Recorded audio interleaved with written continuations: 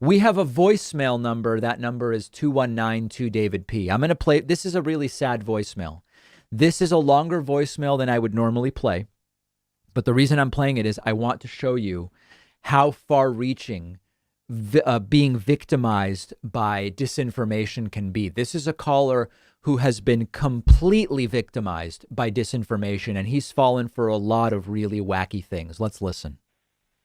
Hey, David, I listened to your clips on YouTube just to see what you're talking about, and Okay. I vehemently disagree with basically everything you say when it comes to vaccination. I really don't understand how something that's not even really properly FDA approved has known side effects, including death, myocarditis, including all kinds of adverse events, which is well documented.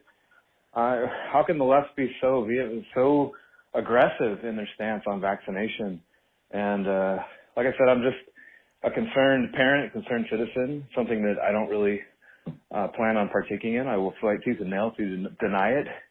I think it goes against everything that this country is based upon, fundamentally, that we allow corporations that basically own this place to dictate what is injected into our bodies in order to hold a job, to create commerce, to transact, to travel.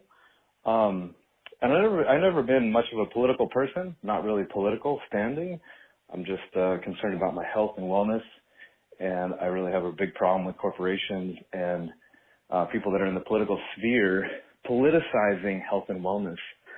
And I'm curious why don't you have somebody on your show who's actually well informed on the science, behind what's in these injections? I mean, there's documented proof coming out about all kinds of parasites in the injections, graphene oxide, all kinds of different things. And I'm sure you could have somebody on who's very well versed in these things, and you can have a rational discourse about what's actually going on instead of shaming people for not partaking in this science experiment. All right. Thank you so much. So as you can see, this is someone who's been victimized in many, many ways, and they just believe all sorts of things that aren't true. Now, let's just talk. I mean, like 1, 2, 3, 4, 5, 6, 7. So I was taking notes as he spoke. So he said that the vaccine is not actually approved. So there are 3 vaccines approved by emergency use authorization, and the Pfizer vaccine is fully approved. So that's not true. He said that the vaccines are leading to countless deaths. After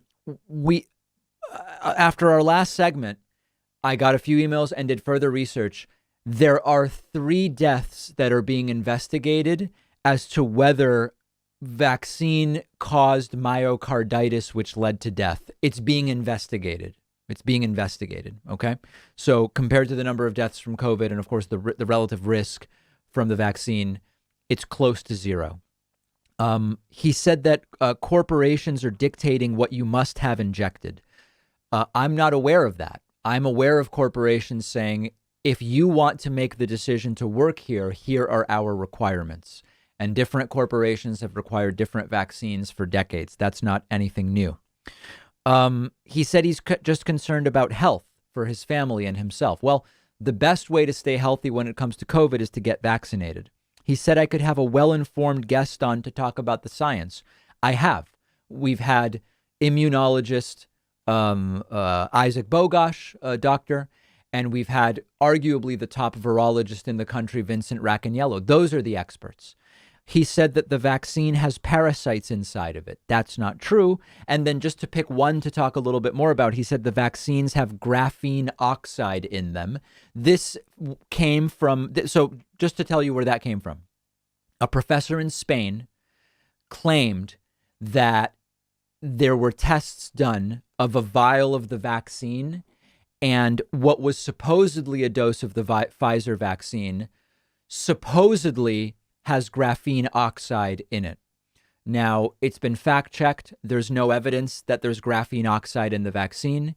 Pfizer has denied it. It's not listed on the list of ingredients, and it's not actually been demonstrated that this guy even analyzed an actual vial of the Pfizer vaccine. That's where it comes from. And so in just a minute, this goes to what Sam Harris recently said about sometimes the futility of debating these folks.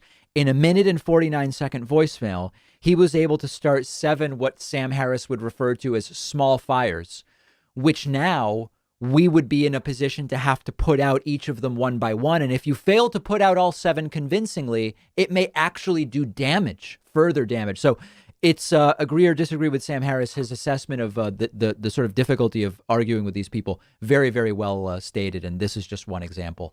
We've got a great bonus show for you today. Sign up on my website, grab a membership at joinpakman.com, and then we'll see you on the bonus show.